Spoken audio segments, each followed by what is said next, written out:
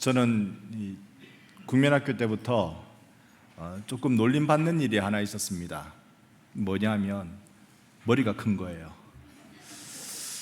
지금 보니까 뭐 적당한 크기인 것 같은데 그 당시에는 다 머리가 다들 작았는지 저보고 대땡 장군이라고 놀렸습니다.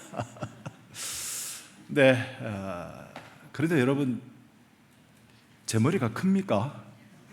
머리 큰 사람 치고 공부 잘하는 사람 별로 못 봤습니다만은 한번 여쭤보겠습니다. 제 머리가 클까요? 여러분의 엄지손가락이 클까요? 대답 한번 해주셔야 다음 단계로 넘어갑니다. 제 머리가 클까요? 여러분 엄지손가락이 클까요? 꼭 그렇게 얘기하셔야 됩니까? 아님을 제가 증명하겠습니다. 여러분 저를 따라해 주십시오. 엄지손가락 앞으로 탁 내밀어 주십시오. 그리고는 이 엄지손가락을 자기 눈앞으로 바짝 갖다 대 보십시오. 제 머리가 큽니까? 여러분 엄지손가락이 큽니까? 사실대로 말씀해 주시기 바랍니다. 자, 손을 내려주시죠. 드리고 싶은 말씀이 이런 거였습니다. 세상은 우리에게 너무 커 보입니다. 그래서 내가 뭐 어떻게 할 수 없을 것처럼 보입니다.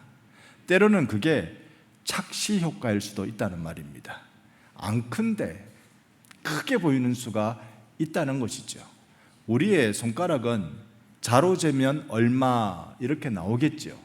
그런데 이게 눈앞에 바짝 갖다 대는 순간 그건 감당하지 못할 큰 착시로 우리를 겁줄 수도 있다는 겁니다.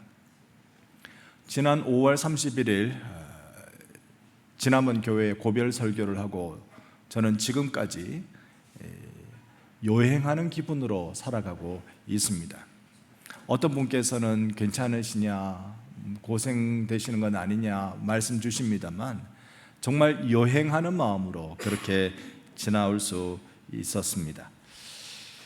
드리고 싶은 말씀이 이겁니다. 진짜 중요한 게 뭔지를 보아야 한다라는 것이죠. 우리는 광야를 지나가고 있는 사람들입니다. 광야는 어려운 것처럼 보입니다. 그리고 살아보면 어렵습니다. 하지만 몇 년 전부터 주님께서 저에게 주신 한 가지 그림 이미지가 하나 있습니다. 그건 저는 강물 위를 떠내려가는 종이배라는 것입니다. 종이배는 그저 강물이 흐르는 대로 떠내려가는 것이 다입니다. 그 물줄기를 바꿀 도리가 없습니다. 그리고 후 불면 쉽게 넘어져 버립니다. 그리고 넘어져서 젖어버리면 다시 일으켜 세우지도 못하는 것이겠죠. 하지만 그건 내가 어떻게 할 수 없는 외부적인 요인들이고 종이배인 나로서는 떠내려가면서 휘파람 불면서 찬송하면서 그렇게 가면 되는 것이 저의 인생이라고 생각을 합니다. 여러분에게는 광야 같은 세상이 어떻게 다가오고 있으십니까? 화면으로 한번 보여주시면 이스라엘 지도가 이렇습니다. 이스라엘 지도를 우리가 보게 되면 그 나라가 사실 우리나라보다 작답니다. 대체로 한 강원도 정도 뺀 크기여야 그 나라라고 하는데요. 이 이스라엘의 지도가 작은데도 이토록 유명한 이유는 거기에 예수께서 지나가셨기 때문인 것이죠. 네, 방송이 조금 늦게 나오는 관계로 홍보 하나 하겠습니다. 네, 이스라엘에 대한 설명을 여러분 많이 들으셨죠? 지형에 대해서도 많은 말씀 들으셨을 것입니다. 저도 이야기로만 한참 들었습니다. 근데 가보지를 못했습니다. 어떻게 우리 개 한번 모아볼까요? 개를 모아야 지금 나올 것 같은데 잘 안 나오지는 모양입니다. 구두로 설명을 드리도록 그렇게 하겠습니다. 여러분, 이스라엘의 지형이 이렇게 생겼다 그러면 이 남쪽이 사해바다 옆이 예루살렘입니다. 그러니까 예루살렘 즉 수도는 밑에 쪽에 있습니다. 반대로 우리가 오늘 읽은 본문의 배경이 되는 여러분 펼쳐둔 성경 17절에 가보면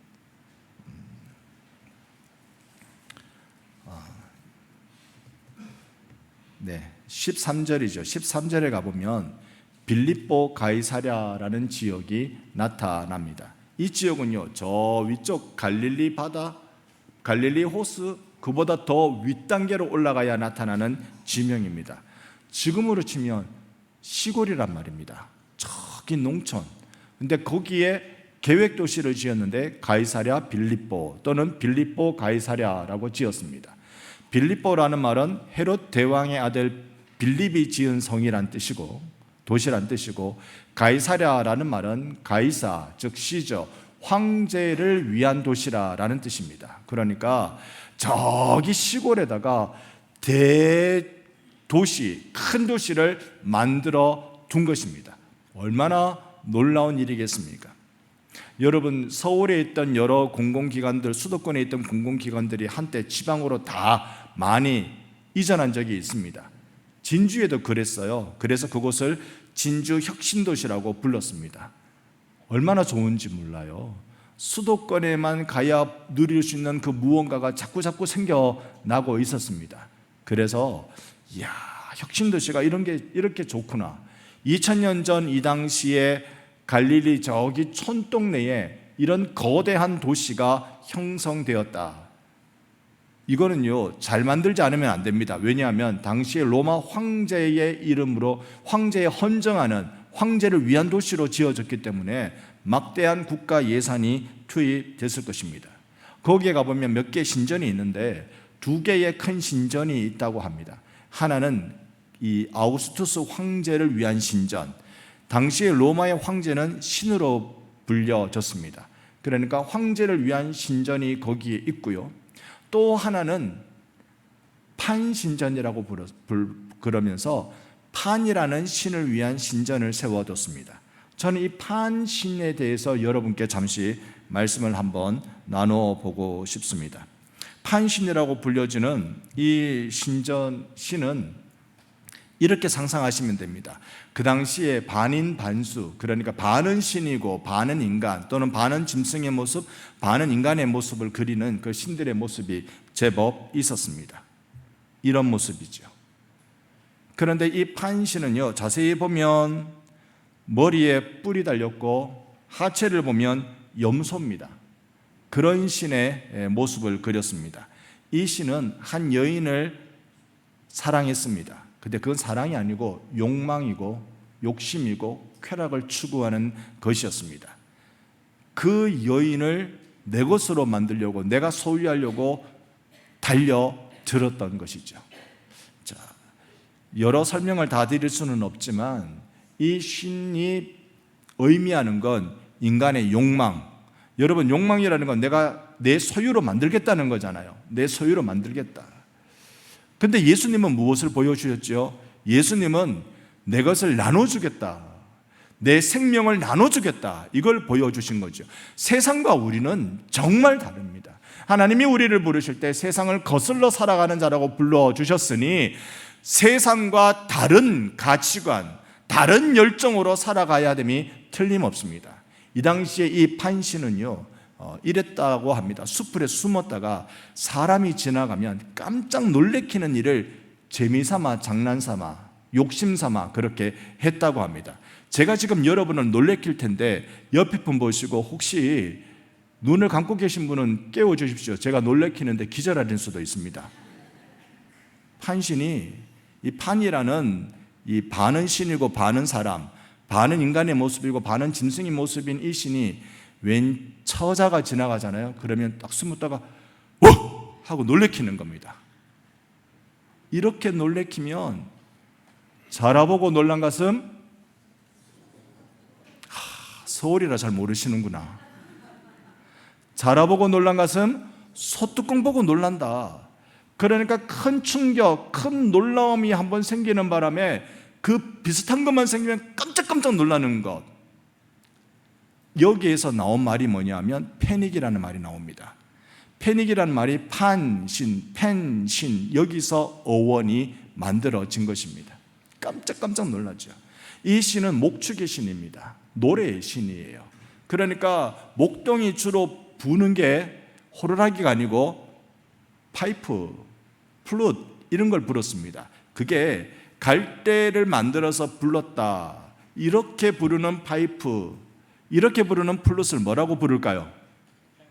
팬파이프, 팬플룻이라고 부르죠. 그게 여기 이 신의 이름에서 나타난 것입니다. 세상은 우리를 놀래킵니다. 세상은 우리에게 너 그냥 그대로 있으면 인생 망치는 거야 라고 얘기합니다. 바보같이 그렇게 미련하게 살고 있을래? 뭔가 해야 되잖아 라고 이야기합니다. 제 주변의 사람들이 제일 아쉬워하는 게 하나 있습니다. 요즘 들어서 제일 아쉬워하는 거 무엇일까요?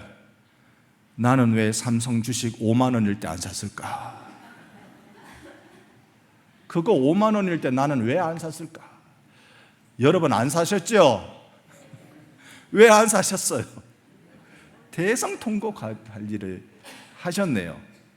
여러분, 세상은 우리에게 너 욕심 없어서 망하는 거야, 너 가지려고 하지 않아서 다 빼앗기는 거야 라고 이야기합니다.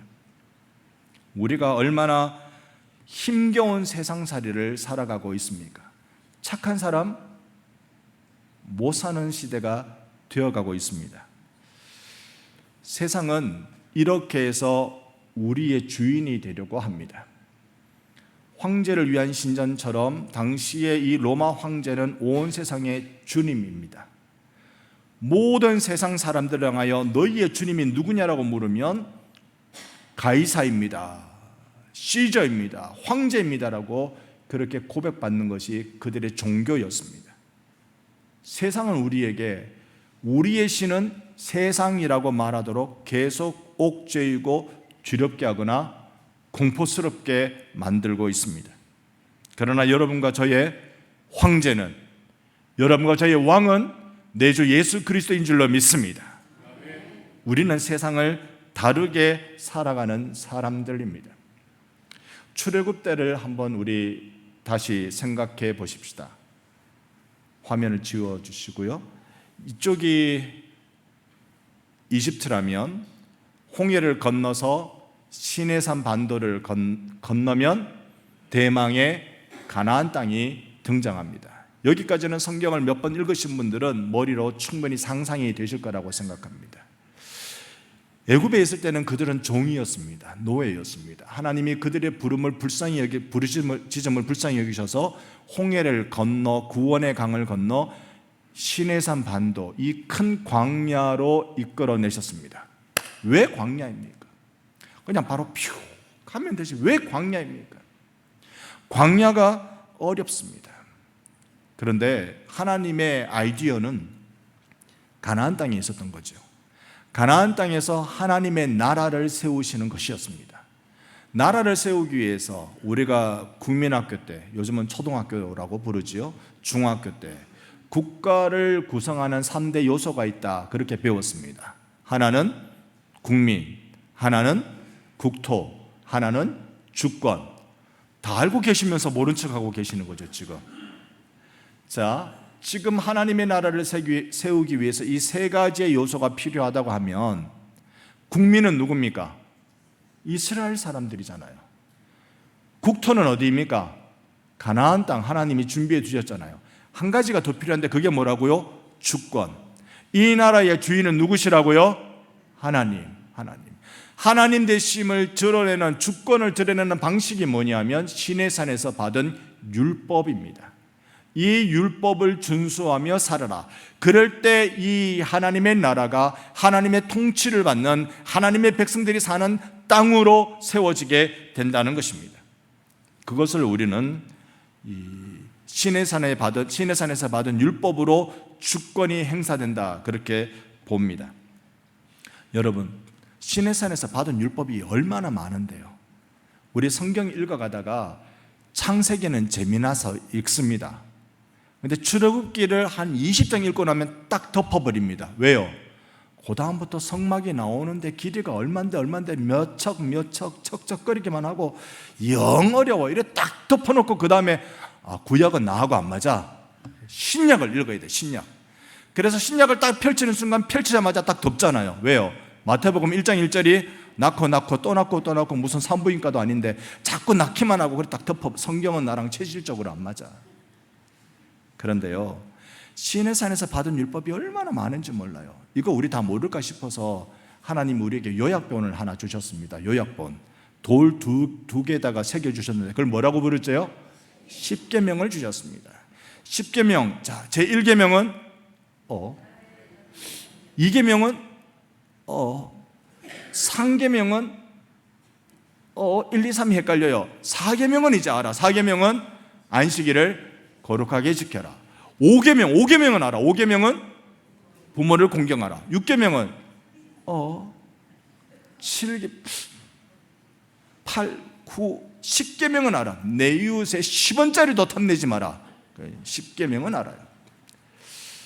이게 10계명이지만 거대한 율법 하라 하지 말라는 수많은 계명의 요약본으로 우리에게 주신 10계명이지만 신앙생활 하는 사람들이 이것마저도 다 잘 못 외웁니다. 세례받을 때 반드시 필수 과정입니다만은 잘 못 외웁니다. 그래서 예수님이 아예 그 정신을 우리에게 알려주셨습니다. 마태복음을 펼쳐두셨으니 여러분 성경을 22장으로 한번 가보실까요? 기왕에 펼쳐두신 성경이 마태복음이니 22장 36절에 가셔서 36절부터 40절까지 저랑 한번 교독해 보도록 하겠습니다. 제가 먼저 36절 보겠습니다. 선생님, 율법 중에서 어느 계명이 크니까?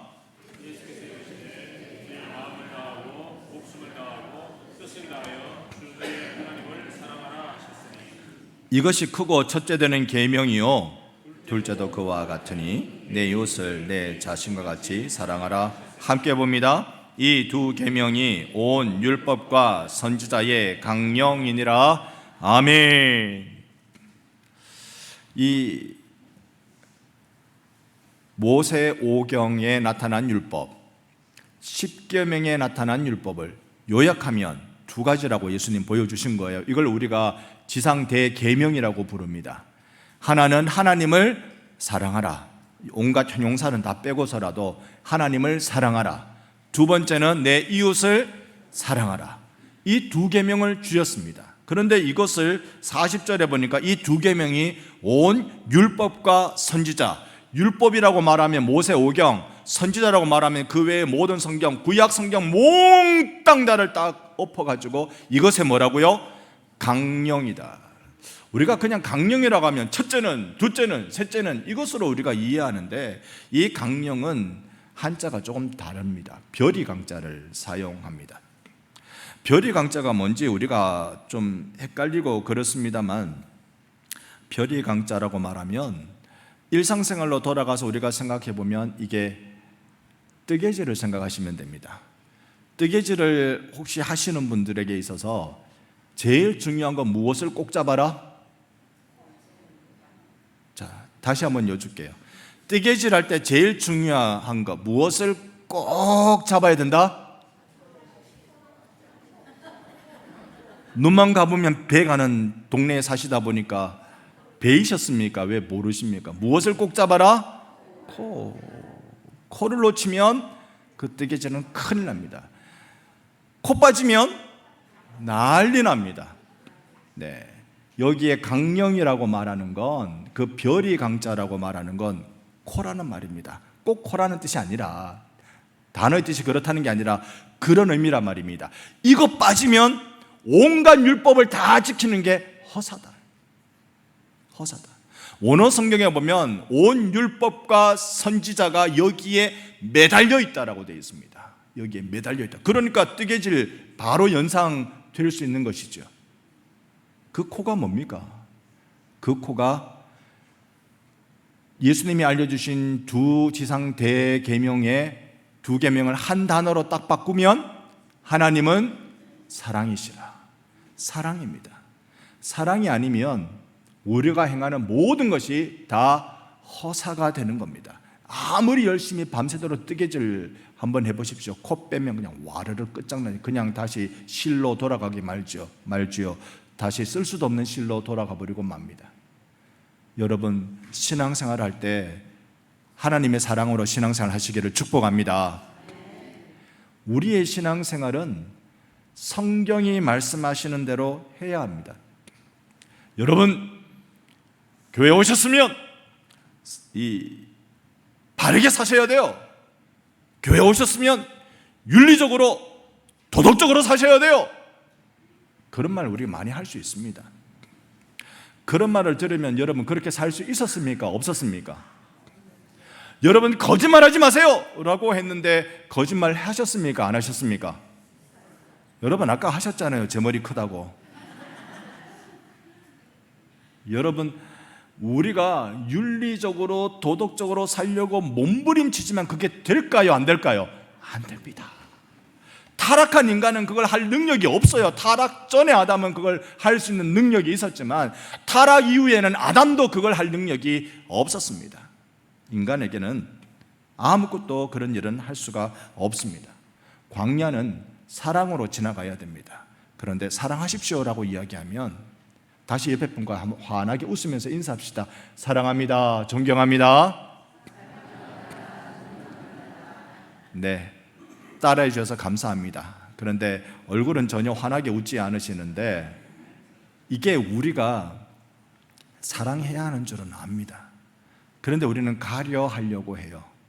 나 사랑하는 사람 사랑하지 나 미워하는 사람 사랑 안 하려고 하죠. 우리는 약합니다. 광야를 지나갈 때 사랑으로 지나가야 되는데 이것을 못하는 것이죠. 오늘 제가 어떻게 하면 광야를 지나갈 수 있을까? 이 말씀을 여러분께 드려야 하겠습니다. 목사는요, 말로만 하면 됩니다. 그죠? 목사가 말 외에 다른 무엇을 하는지 여러분 저를 알 길이 없잖아요. 말로 하는 겁니다.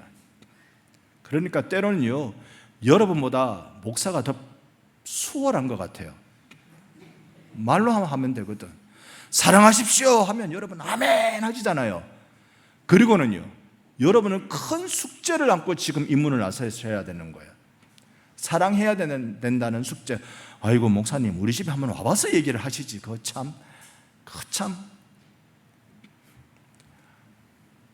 예전에 제가 텔레비전 본 기억이 나는데요, 두 할아버지 할머니가 한 분이 설명하면 한 분이 대답하는 거, 머리 위에 단어 올려놓으면 할아버지가 머리 위에 단어 위에 올려놓으면 할머니가 그 단어 보면서 맞추기 게임을 하는 거예요. 할아버지가 대답을 잘해야 돼요. 할머니가 딱 보더니 거꾸로 할머니 할아버지 위치가 바뀌었습니다. 할아버지가 딱 말하는 거예요. 그 있잖아, 당신하고 나 사이. 오, 왼수 나왔습니다. 당신하고 나 사이니까 왼수! 이러는 거예요, 할머니가. 아니, 그거 말고 네 글자. 평생 왼수! 딱 이렇게 하는 거예요. 여러분, 우리가 살면서 힘든 일이 굉장히 많습니다. 보기 싫은 사람도 있고, 경험하기 싫은 일도 있고, 하고 싶지 않은 일도 있습니다. 그럴 때 어떻게 교회에서는 여러분 사랑으로 사십시오. 아니 목사가 딱 단에 올라서 여러분 사랑으로 사십시오. 아멘은 해놨고. 근데 우리가요 작심 삼일입니다. 작심3일이면 잘 간 겁니다. 작심 3시간, 작심 3초, 얼굴 보면 마음이 싹 달라져. 이게 우리들입니다.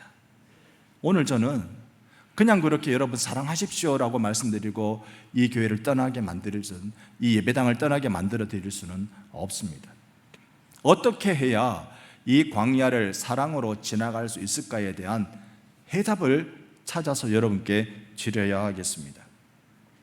가이사랴 빌립보에서 많은 제자들, 예수님의 제자 12명 몽땅 다 예수님이 그 도시로 데려가셨고 거대한 세상 판신전제라는 거대한 신전 앞에서 예수님이 물으시는 거예요. 사람들은 나를 누구라고 하더냐? 여러분 펼쳐두셨으니까 다시 16장으로 돌아가서 사람들이 나를 누구라고 하더냐라는 13절의 예수님 질문에 16장 14절에 누구는 세례 요한, 누구는 엘리야, 누구는 예레미야, 하여튼 선지자 중에 한 명이라고 합디다. 예수님이 한 번 더 물으세요. 15절에 너희는 나를 누구라고 하느냐? 여러분 우리 신앙생활에 이게 제일 중요합니다.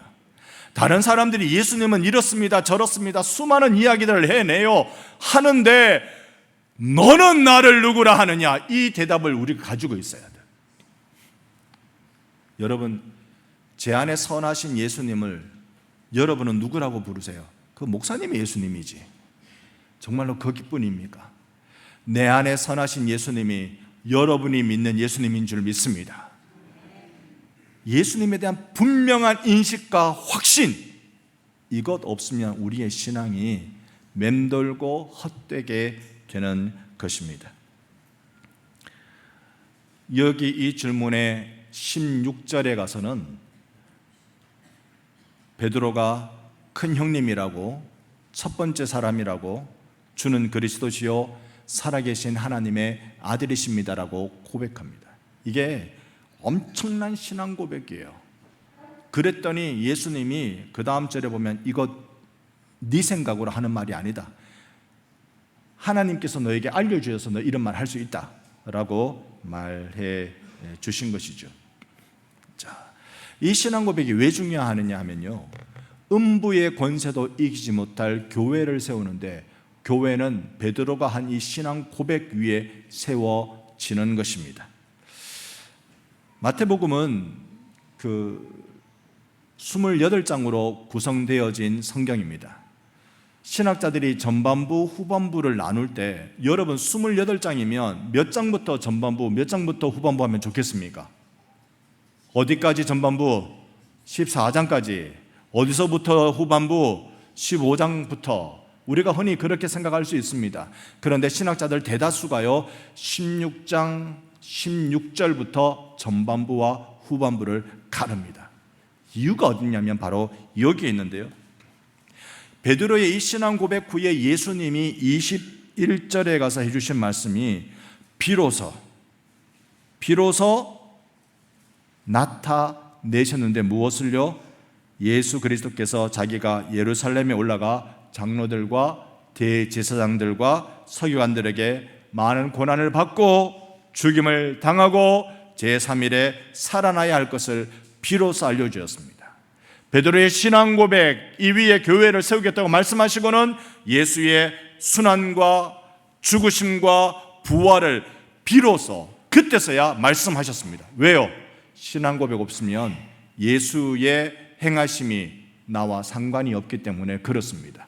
믿음으로 우리가 그것을 수납하는 수밖에 없는데 이 믿음의 고백이 드디어 나왔다, 드디어 이 베드로의 입에서 신앙 고백 나왔고 교회를 이 신앙 고백 위에 내가 세우겠다, 예수님 말씀하셨습니다. 우리 길신교의 신앙 고백이 이 시대를 예수 오시는 시대로 바꾸어 놓는 위대한 신앙 고백자들로 세워지는 신앙 고백이기를 소망합니다. 우리가 주님 앞에서 바른 신앙 고백하는 것, 이게 중요한 것입니다. 세상은 자꾸 욕망으로 채워라, 너가 소유해야 된다, 너가 빼앗는 한이 있더라도 네 것으로 만들어라, 세상은 우리에게 그렇게 이야기합니다. 하지만요, 예수님은 자신을 내어주심으로 우리에게 생명을 주셨습니다. 우리가 세상을 대할 때도 세상과 동일한 가치, 그 방식으로 대해서는 아무 일도 안 일어납니다. 우리가 오히려 세상적이 되고 맙니다. 이제 우리가 예수님의 마음과 그 방법을 함께 배워 나가십시다.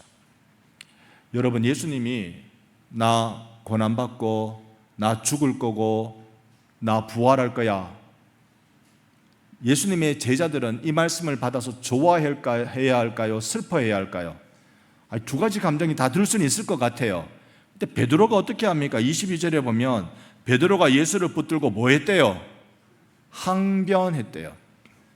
항변이란 말이 우리 성경 바꾸기 전 개역 한글판에는 간하여라고 되어 있고요, 세번역은 따로 붙들고 라고 되어 있고, 특히 쉬운 성경은요 붙들고 말렸습니다 라고 번역했습니다. 영어 성경은 대부분 책망하다, 꾸짖다 라는 단어를 사용합니다. 지금 누가 누구를 책망합니까?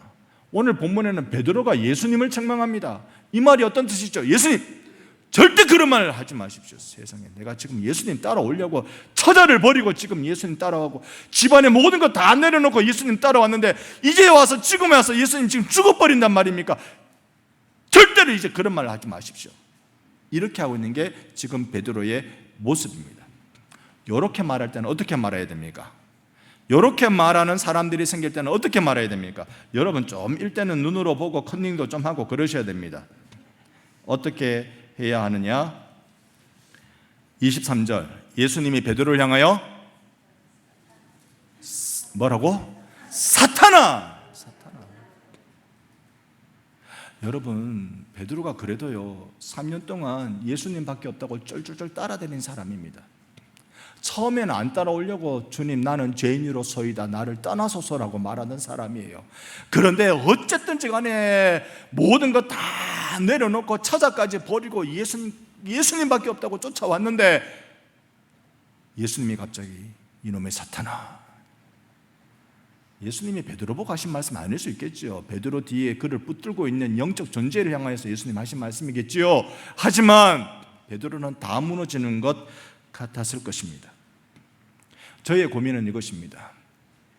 사실 저는 목회를 하면 할수록 참 목회 이건 어렵다기보다 저에게 부담이다 생각을 합니다. 왜냐하면 제가 감당할 만한 그릇이 되지 못함을 늘 경험하기 때문에 그렇습니다. 참 한참 부족한 목사다라는 생각을, 그래서 날마다 주님 앞에 엎드리는 것 외에는 할 게 없는 그런 존재다는 생각을 늘 하게 됩니다. 근데 한 가지 욕심이 있습니다. 그거 뭐냐면 바른 신앙을 전하는 목사가 되자. 바른 신앙을 전하는 목사가 되자. 성경이 말씀하시는 신앙을 전하는 목사가 되자. 여러분 오늘날 한국교회가 또는 전 세계 교회가 하나님에 대해서 잘못된 인식을 많이 갖고 있습니다. 외국, 특히 미국계 목사님들 쓴 책에 보면 동일하게 하나님을 자판기로 인식하는 신앙이라는 걸 많이 책망합니다. 자판기, 여러분께 여쭤보겠습니다. 커피 한 잔을 마시려면 자판기에 얼마를 넣어야 됩니까?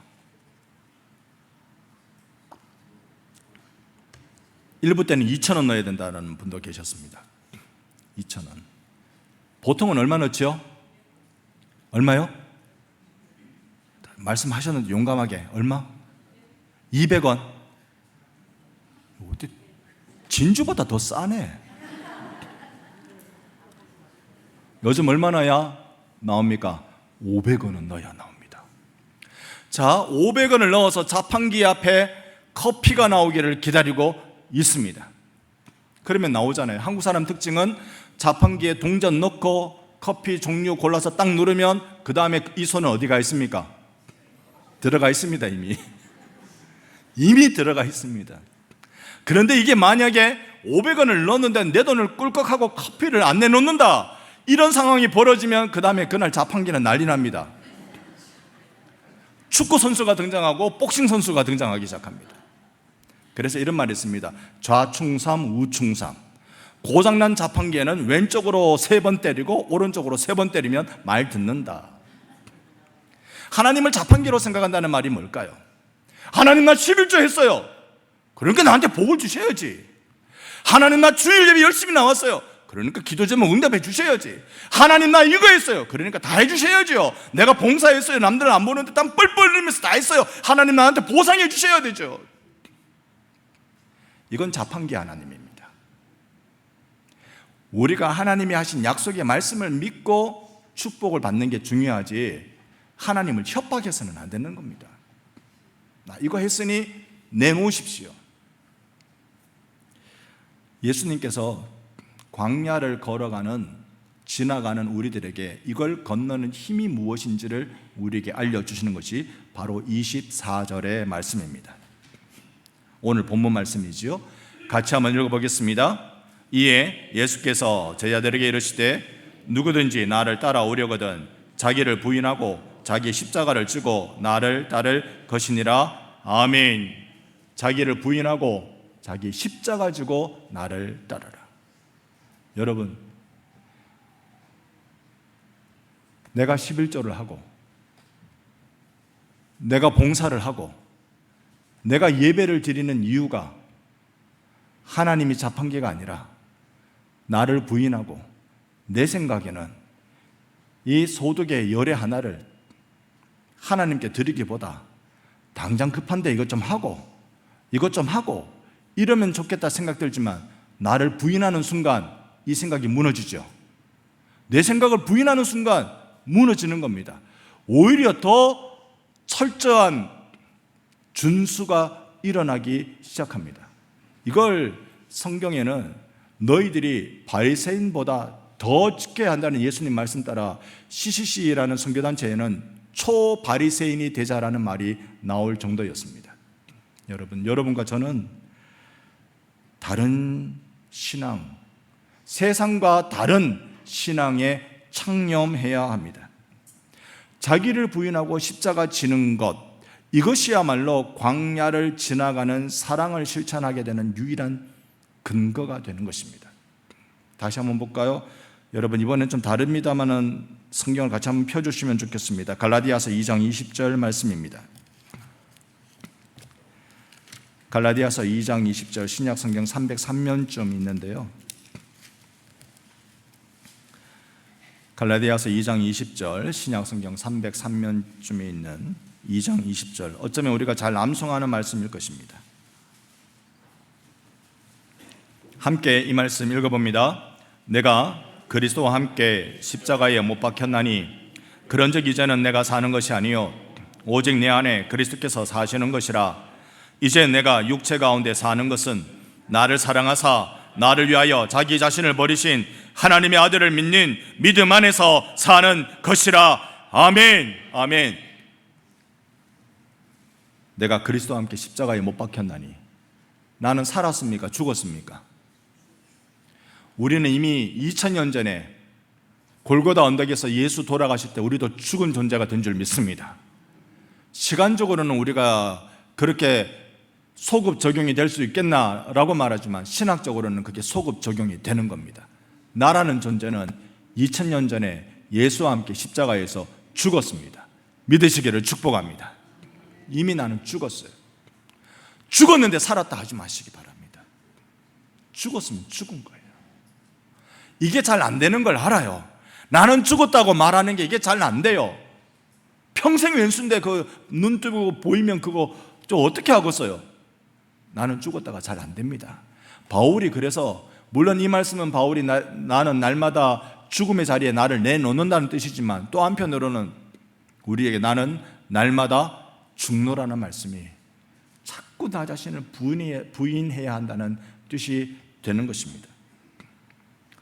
여러분 한번 받아해 주시면 좋겠습니다. 나는 죽고 예수로 살자. 나는 죽고 예수로 살자. 저는 대학교를 신학과로 들어갔습니다. 참 감동스럽게 교수님들의 수업을 들었습니다. 여러 교수님들이 늘 저희들에게 가르친 것 중에 하나가 성도분들이랑 식사를 할 경우가 생기면 대접해 주시면 음식이 뭐든지 가리지 말고 무조건 잘 먹어라, 다 먹어라. 잘 먹어라, 다 먹어라. 이렇게 가르쳐 줬습니다. 제가 다 먹어서 이래 됐습니다. 잘 먹어라, 다 먹어라. 제가 그걸 마음에 꼭 새기고 대학교 3학년 때 전도사 때 양산의 어디 교회에 섬기게 되었어요. 청년부와 유초등부를 맡았는데 청년부의 그 회장 청년이 어느 날 저에게 와서 목사님, 제가 오늘 월급 받았어요. 아유, 축하합니다. 그때 전도사였구나. 전도사님, 월급 받았어요. 축하합니다. 근데요, 전도사님, 제가 오늘 맛있는 거 사드릴게요. 여러분, 그때 저는 가난한 신학생이었습니다. 맛있는 거 사준다면 눈이 번쩍 떨어지지요. 토요일 저녁이었습니다. 맛있는 거 사준다길래 따라갔어요. 따라갔는데 생전 한 번도 먹어본 적이 없는 그런 음식을 사주셨어요. 돼지국밥. 짜장면 꽃배기 그릇보다 더 큰 그릇에 나왔습니다. 한 번도 먹어본 적이 없거든요, 그때까지. 근데 이 돼지국밥을 주셨는데 교수님들이 뭐라고 가르쳤다고요? 잘 먹어라, 다 먹어라. 지금 생각해 보니까 돼지 냄새 잡지 못한 식당이었어요. 할머니 식당. 이걸 제가 어떻게 했겠어요? 잘 먹는 척 다 먹었습니다. 국물까지 완샷.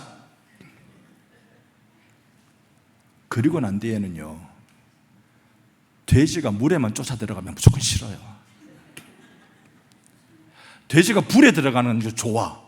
물에만 들어가면 그때 그 기억이 트라우마로 남아서 무조건 싫어요. 오늘 구역장 모임은 부임 신방 논의를 위해서 모입니다. 길신교회도 신방을 가면 제가 먹는 점심을 내어주시겠죠. 구역장님들 아닌가요? 제가 내는 건가요? 근데요, 새로 오신 목사가 정말로 우리를 사랑으로 섬길지 안 섬길지 내가 확인하고 싶다, 그런 분들은 점심을 돼지국밥으로 한번 해보십시오. 근데 꼭 구별 안 해도 되겠다 싶으면 돼지가 물에는 쫓아 들어가지 않도록 해주시면 좋습니다. 여러분, 내 생각에는, 내 고집에는, 내 방식에는 이렇게 해서 광야를 사랑으로 지나갈 수가 없습니다. 주님이 다 내어주셨잖아요. 다 내어주셨잖아요. 하늘에 계시던 그분이 땅에 오셨으니 얼마나 불편하고 힘들고 어려우셨겠어요. 다 내어주고 오셨잖아요. 그 주님이 오늘 여러분을 향하시는 줄 믿습니다. 내가 그 사랑을 받았는데 이 땅에 지나가면서 돼지국밥이 뭐라고? 한 번 더 따라할까요? 나는 죽고 예수로 삽시다.